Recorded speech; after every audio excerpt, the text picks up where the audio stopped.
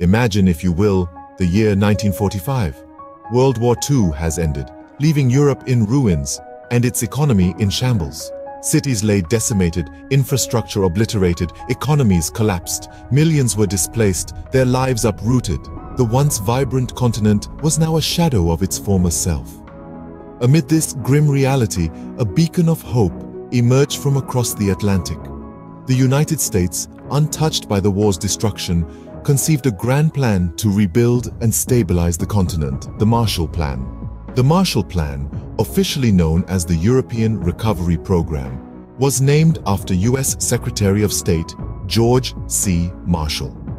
Following the devastation of World War II, Western Europe was economically crippled and politically unstable.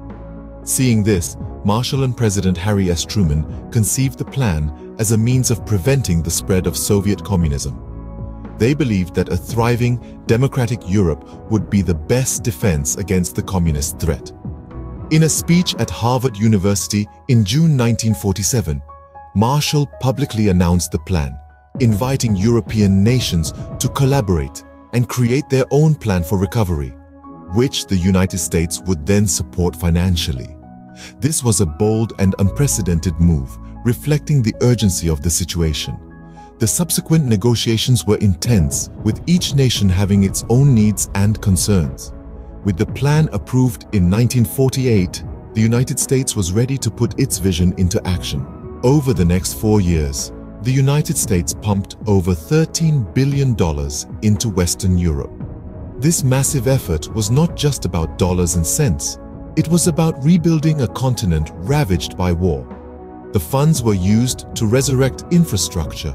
Roads, bridges, factories, and homes were rebuilt from the ashes of conflict. But the Marshall Plan was not just about bricks and mortar.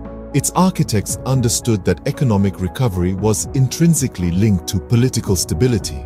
So, the funds also strengthened economies, reducing unemployment, boosting productivity, and stabilizing currencies.